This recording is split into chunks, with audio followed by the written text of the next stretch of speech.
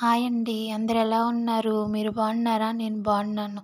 హోటల్‌లో కన్నా చాలా టేస్టీగా ఉండే బిర్యానీ, వెజిటబుల్ బిర్యానీ మన ఇంట్లో ఎలా చేసుకోవాలో చూసేద్దాం వచ్చేయండి. ముందుగా 2 గ్లాసుల బియ్యాన్ని నానబెట్టుకొని సైడ్‌కి ఉంచుకోవాలి. ఉల్లిపాయలు, పచ్చిమిర్చి, కాలీఫ్లవరు, క్యారెట్టు, బీన్సు, ఉల్లికాడలు, టమాటా ముక్కల్ని కోసుకొని సైడ్‌కి ఉంచుకోవాలి.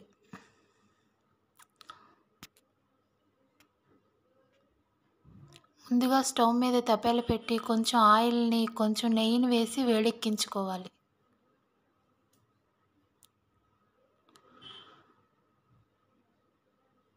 వేడెక్కే ఆయిల్‌లో ఉల్లిపాయలు వేసుకొని, పచ్చిమిర్చి వేసుకొని కొంచెం కలుపుకోవాలి.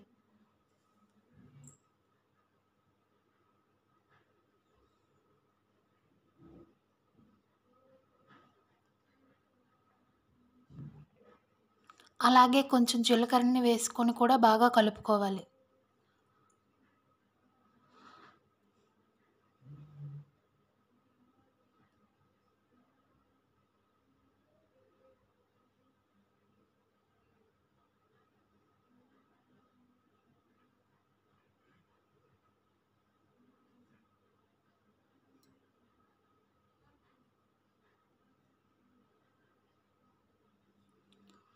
పోపు కొంచెం ఏగాక మసాలా సామాన్లన్నీ ఆ పోపులో వేసుకొని కలుపుకొని బాగా వేయించుకోవాలి.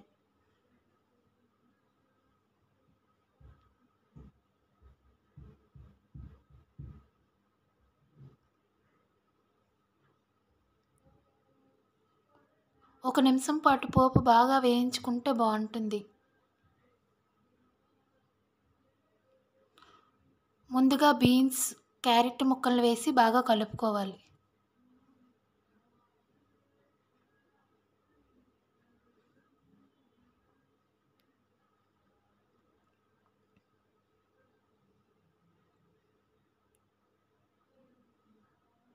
తర్వాత బంగాళదుంప ముక్కల్ని వేసి ఇంకొకసారి కలుపుకోవాలి.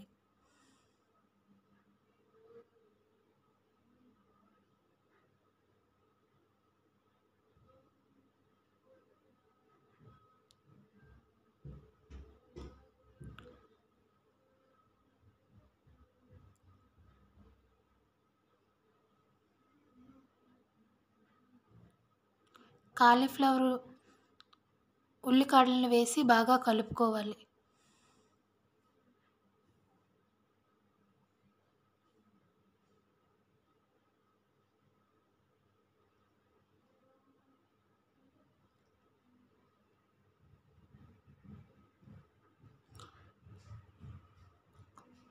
ముక్కలన్నీ కొంచెం మగ్గాక టమాటా ముక్కల్ని వేసుకొని బాగా కలుపుకోవాలి.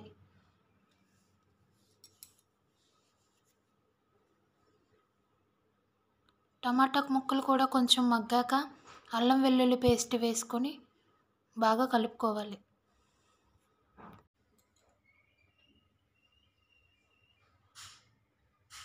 ఇందులో కొంచెం పెరుగు వేసుకొని ఇంకొకసారి కలుపుకొని ఒక 5 నిమిషాల పాటు ముక్కల్ని మగ్గించుకోవాలి.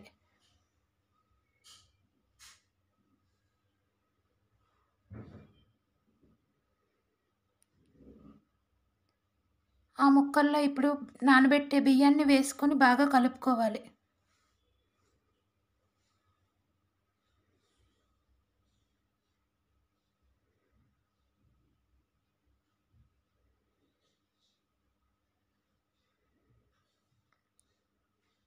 కొంచెం గరం మసాలా, కొంచెం ధనియాల పౌడర్ వేసి ఇంకొకసారి కలుపుకొని వాటర్ వేసి మూత పెట్టుకోవాలి. ఒక గ్లాస్ బియ్యానికి 2 గ్లాసులు వాటర్ వేసుకొని మూత పెట్టుకోవాలి.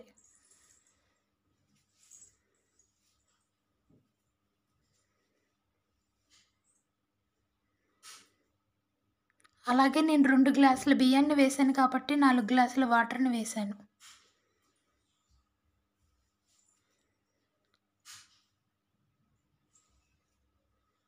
బిర్యానీకి సరిపడే సాల్ట్‌ని వేసుకొని ఒక చిన్న నిమ్మకాయ ముక్కను కూడా పిండేసుకుంటే బిర్యానీ పొడి పొడిగా వస్తుంది. చాలా టేస్టీగా ఉంటుంది. ఒక 10 నిమిషాల పాటు స్లోగా ఉడికించుకుంటే బిర్యానీ అయిపోతుందండి. బిర్యానీ రెడీ అయిపోయింది. ఒక ప్లేట్‌లో బిర్యానీ వేసుకొని సైడ్‌కి చికెన్ కర్రీతో తింటే చాలా బావుంటుంది.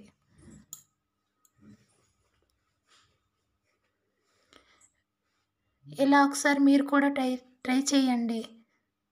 వీడియో నచ్చితే లైక్ చేయండి, షేర్ చేయండి, సబ్స్క్రైబ్ చేయండి. ఇంకొక వీడియోతో మళ్ళీ కలుసుకుంటాను.